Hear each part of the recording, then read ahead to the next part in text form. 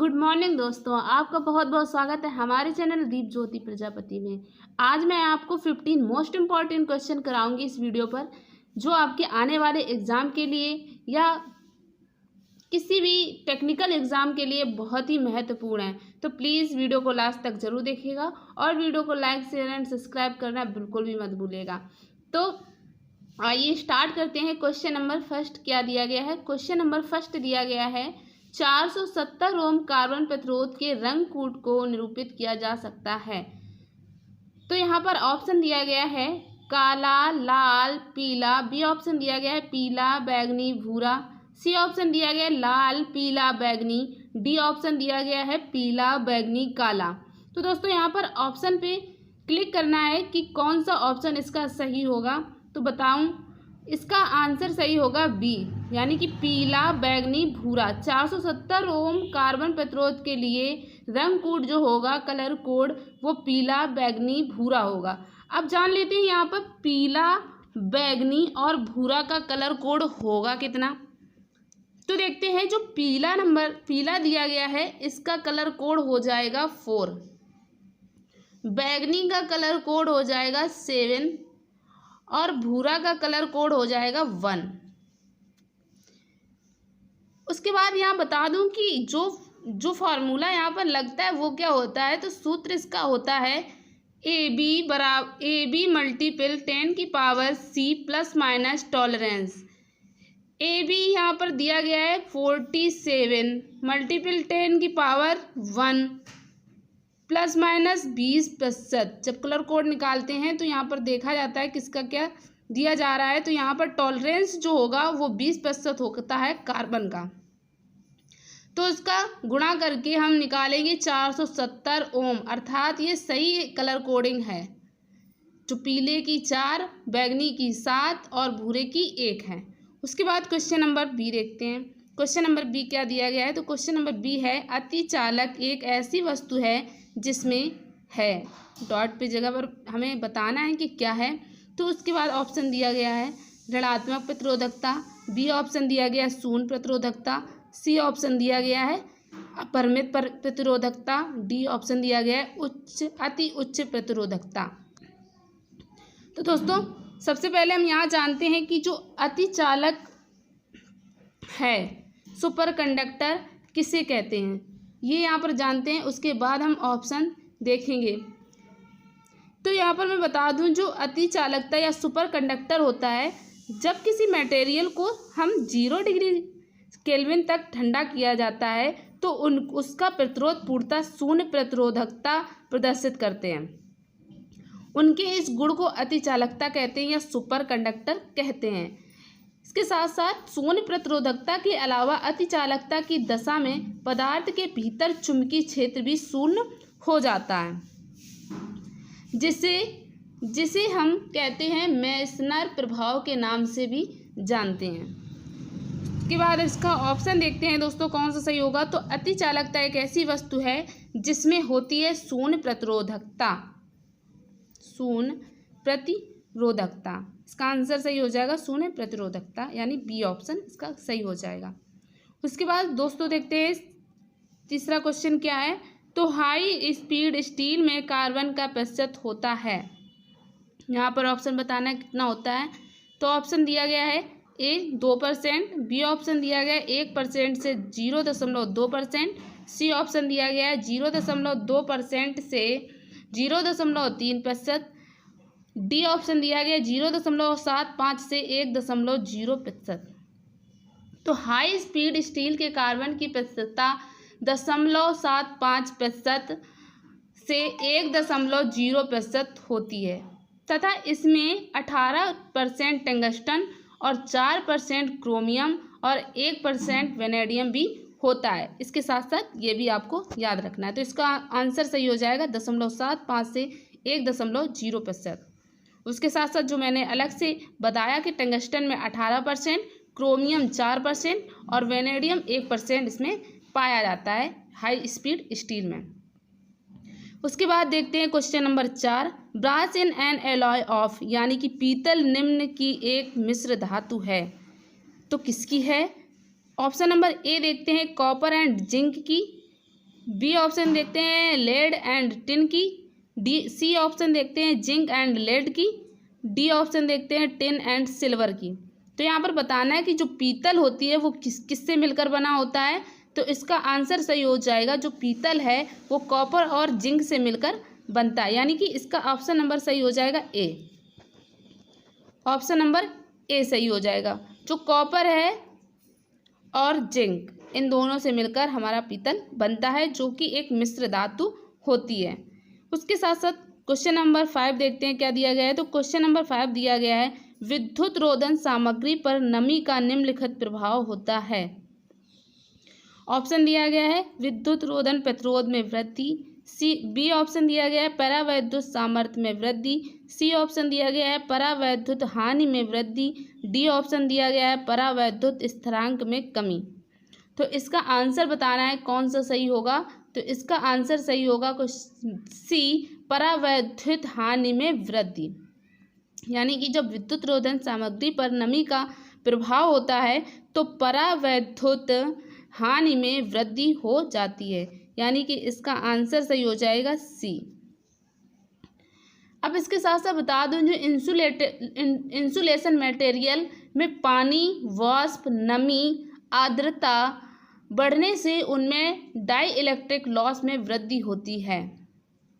Voltage के बढ़ाने से डाई इलेक्ट्रिक लॉस बढ़ता है। अगर हम वोल्टेज को बढ़ाएंगे तो डाई इलेक्ट्रिक लॉस बढ़ेगा। डाई इलेक्ट्रिक लॉस बराबर क्या होता है वो भी जान लेते हैं यहाँ पर। तो डाई इलेक्ट्रिक लॉस बराबर होता है 2 π/F/C²। ये होता है डाई इलेक्ट्रिक लॉस। उसके बाद क्वेश्चन नंबर 6 देखते हैं क्या दिया गया है। तो क्वेश्चन नंबर 6 दिया गया है आंतरिक अर्धचालक में रिक्तियों की गतिशीलता इलेक्ट्रॉनों की गतिशीलता से क्या है। ऑप्शन नंबर ए दिया गया है समान, ऑप्शन नंबर बी दिया गया है अधिक, ऑप्शन नंबर सी दिया गया है कम, ऑप्शन नंबर डी दिया गया है दुगनी। तो आंतरिक अर्धचालक में रिक्तियों की गतिशीलता इलेक्ट्रॉनों की गतिशीलता से कम है। वे पदार्थ जिनमें ऊर्जित दरार की गतिशीलता या ऊर्जित दरार की चौड़ाई अपेक्षाकृत कम लगभग 1 इलेक्ट्रॉन वोल्ट होती है, आंतरिक अर्धचालक कहलाते हैं। तो कौन से आंतरिक अर्धचालक कहलाते हैं, जो कि मैंने अभी बताया। आंतरिक अर्धचालक परम शून्य ताप पर विद्युत रोधी पदार्थ की तरह व्यवहार करते हैं। जो आंतरिक रोधी अर्धचालक होते हैं वो परम शून्य ताप पर विद्युत रोधी पदार्थ की तरह ही कार्य करते हैं या व्यवहार करते हैं। जैसे इसका उदाहरण मैं बता दूं जर्मेनियम या सिलिकॉन है। क्वेश्चन नंबर 6 का ऑप्शन नंबर सही होगा कम, यानी कि सी ऑप्शन इसका सही होगा। उसके बाद क्वेश्चन नंबर 7 यानी कि 7 क्वेश्चन नंबर देखते हैं क्या दिया गया है। यदि एक चालक को चुंबकीय क्षेत्र में से लाया जाता है तब क्या होता है। यदि एक कोई चालक है अगर उसको चुंबकीय क्षेत्र में ला रहे हैं तो क्या होगा। ऑप्शन दिया गया है ऊष्मा उत्पन्न होती है, बी ऑप्शन दिया गया है वोल्टेज उत्पन्न होता है, सी ऑप्शन दिया गया है चुंबकीय क्षेत्र बढ़ जाता है, डी ऑप्शन दिया गया है चुंबकीय क्षेत्र घट जाता है। तो दोस्तों यहाँ पर बताते हैं कि इसका ऑप्शन नंबर क्या सही होगा। क्वेश्चन नंबर 7 का ऑप्शन सही होगा वोल्टेज उत्पन्न होती है, क्योंकि यदि एक चालक को चुंबकीय क्षेत्र में ले जाया जाता है तब फैराडे के विद्युत चुम्बकीय प्रेरण नियम से वोल्टेज उत्पन्न होती है। किसके नियम से? फैराडे के विद्युत चुम्बकीय नियम से। फैराडे के विद्युत चुम्बकीय प्रेरण नियम से वोल्टेज उत्पन्न होती है। तो इसका आंसर सही हो जाएगा वोल्टेज उत्पन्न होती है, यानी कि बी ऑप्शन इसका करेक्ट हो जाएगा। उसके बाद क्वेश्चन नंबर 8 देखते हैं क्या दिया गया है। क्वेश्चन नंबर 8 दिया गया है उच्च वर्षा वाले क्षेत्रों में प्रयोग की जाने वाली तार किसकी होती है। तो उच्च वर्षा वाले क्षेत्र जो होते हैं उसमें जो प्रयोग किए जाने वाली तार होती है वो ऑप्शन में बताना है। पीवीसी तार, पीवीसी तार, या दोस्तों देखते हैं कौन सी तार है, लेड सीथेड तार, या लचीला तार, या VIR तार, कौन सा इसमें तार होगा। तो दोस्तों जो उच्च वर्षा वाले क्षेत्रों में प्रयोग किए जाने वाली तार होती है वो लेड सीथेड तार होती है। उसके बाद देखते हैं कि जो लेड सीथेड तार है वो क्या होती है। तो लेड सीथेड तार जो होता है वो टिन आलेपित तांबे के तार पर वेल्केनाइज्ड इंडिया रबड़ का आवरण और उसके ऊपर सीसा नामक धातु का सुरक्षा आवरण चढ़ाकर लेड शिफ्ट केबल को तैयार किया जाता है। ये भी 2, 1, 3 और 4 कोर में बनाए जाते हैं।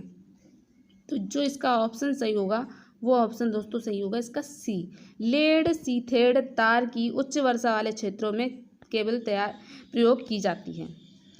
उसके बाद क्वेश्चन नंबर 9 देखते हैं क्या दिया गया है।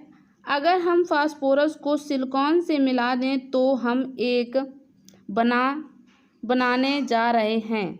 अगर हम फास्फोरस को सिलिकॉन से मिला देंगे तो ऑप्शन बताना है क्या बन जाएगा। तो डायोड बनेगा, बी ऑप्शन दिया गया पी प्रकार का अर्धचालक बनेगा और सी ऑप्शन दिया गया एन प्रकार का अर्धचालक बनेगा, डी ऑप्शन दिया गया है कुचालक बनेगा। तो दोस्तों यहाँ देखते हैं कि अगर हम जर्मेनियम को बोरान से मिला दें तो हमें एक पी प्रकार का अर्धचालक प्राप्त होता है। डायोड में पी तथा एन दोनों प्रकार के अर्धचालक पाए जाते हैं। जो डायोड होता है उसमें पी और एन दोनों तरह के चालक पाए जाते हैं। अगर हम फास्फोरस को सिलिकॉन से मिला देंगे तो हमें एक प्रकार का अर्धचालक एन प्रकार का अर्धचालक प्राप्त हो जाएगा। तो इसका ऑप्शन सही हो जाएगा सी। इसका ऑप्शन सही हो जाएगा सी। क्वेश्चन नंबर 10 देखते हैं क्या दिया गया है। तो विद्युत का सबसे अच्छा चालक निम्नलिखित में से कौन सा है।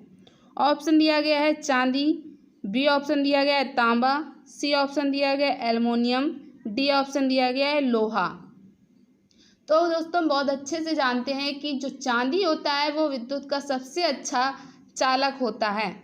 इसके बाद चांदी के बाद कौन सा विद्युत का सबसे अच्छा चालक होता है। कॉपर, फिर सोना, फिर एल्युमिनियम। इसके साथ साथ ये भी आपको याद रखना है कि चांदी के बाद कौन कौन से आते हैं। तो इसका ऑप्शन सही हो जाएगा चांदी। विद्युत का सबसे अच्छा चालक क्या है चांदी, उसके बाद कॉपर, फिर सोना, फिर एल्युमिनियम। इसके साथ साथ हमको ये याद रखना है। क्वेश्चन नंबर 11 देखते हैं क्या दिया गया है। ECE का पूरा नाम बताना है। ECE का फुल फॉर्म। तो इसका ऑप्शन ए नंबर देखते हैं इलेक्ट्रोकेमिकल इक्विवेलेंट, बी ऑप्शन देखते हैं इलेक्ट्रोकेमिकल इलेक्ट्रोलाइसिस, सी ऑप्शन देखते हैं electrical contact earthing, D option देखते हैं इलेक्ट्रिकल कंट्रोल इक्विवेलेंट। तो इसका दोस्तों ऑप्शन बताना है कौन सा सही होगा। तो इसका ऑप्शन सही होगा ए यानी कि इलेक्ट्रोकेमिकल इक्विवेलेंट। इसका ऑप्शन नंबर सही हो जाएगा ए। तो यहाँ पर टिक लगा देते हैं ऑप्शन नंबर ए में, इसका ऑप्शन सही हो जाएगा ए। उसके बाद देख लेते हैं कि ECE है क्या।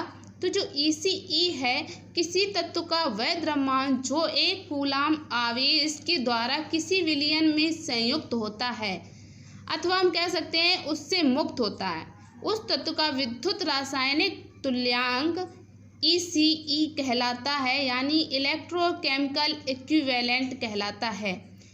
इलेक्ट्रोकेमिकल इक्विवेलेंट होता है Z बराबर होता है M/Q, या ऐसे कह सकते हैं M/IT। Z बराबर होता है विद्युत रासायनिक तुल्यांक। तो यहाँ से इतना हम कंप्लीट करते हैं। उसके बाद आगे बढ़ते हैं क्वेश्चन नंबर 12। क्वेश्चन नंबर 12 क्या दिया गया है। विद्युत कार्य में निम्न में से क्या एक कुचालक के समान कार्य नहीं करता है। तो ऑप्शन दिया गया है एबोनाइट, बी ऑप्शन दिया गया है बैकेलाइट, सी ऑप्शन दिया गया है अभ्रक, डी ऑप्शन दिया गया है नर्म लोहा। तो दोस्तों बताना है इसमें कौन सा कुचालक के समान कार्य नहीं करता है। तो इसका आंसर सही हो जाएगा जो नर्म लोहा होता है, यानी सॉफ्ट आयरन होता है जो, वो एक कुचालक की भांति कार्य नहीं करता है, क्योंकि जिसमें मुक्त इलेक्ट्रॉनों की संख्या बहुत ही कम होती है या नहीं होती है कुचालक पदार्थ कहलाते हैं। जैसे एबोनाइट, अभ्रक बोल देते हैं, बैकेलाइट, लकड़ी इत्यादि। जिन पदार्थों में मुक्त इलेक्ट्रॉनों की संख्या अधिक होती है वह चालक पदार्थ कहलाते हैं। चालक पदार्थ कौन से। नर्म लोहा, चांदी, सोना, कॉपर इत्यादि जो होते हैं ये विद्युत के सबसे अच्छे सुचालक यानी कि चालक होते हैं। उसके बाद क्वेश्चन नंबर देखते हैं 13 क्या दिया गया है। जब किसी उदासीन धातु के गोले को धनात्मक रूप से आवेशित कांच की छड़ के संपर्क से आवेशित किया जाए तो यह गोला क्या करेगा। ऑप्शन देखा, इलेक्ट्रॉन देगा, बी ऑप्शन देगा इलेक्ट्रॉन प्राप्त करेगा, सी ऑप्शन प्रोटॉन देगा, डी ऑप्शन प्रोटॉन प्राप्त करेगा। तो क्वेश्चन नंबर 13 का आंसर सही हो जाएगा इलेक्ट्रॉन देगा। ऑप्शन नंबर ए इसका सही हो जाएगा। अब देखते हैं कि जब किसी इलेक्ट्रॉन देगा तो देखेंगे जब किसी उदासीन धातु के गोले को धनात्मक रूप से आवेशित छड़ के संपर्क में से आवेशित किया जाए तो यह गोला इलेक्ट्रॉन गवाएगा, यानी कि इलेक्ट्रॉन देगा, अर्थात गोला ऋण आवेशित हो जाएगा। अगर इलेक्ट्रॉन देगा तो वह ऋण आवेशित हो जाएगा। इलेक्ट्रॉन का आवेश जान लेते हैं यहाँ पर कितना होता है। इलेक्ट्रॉन का आवेश होता है 1.6 मल्टीपल 10 की पावर -19 कूलाम। इलेक्ट्रॉन का आवेश कितना होता है तो 1.6 मल्टीपल 10 की पावर -19 कूलाम,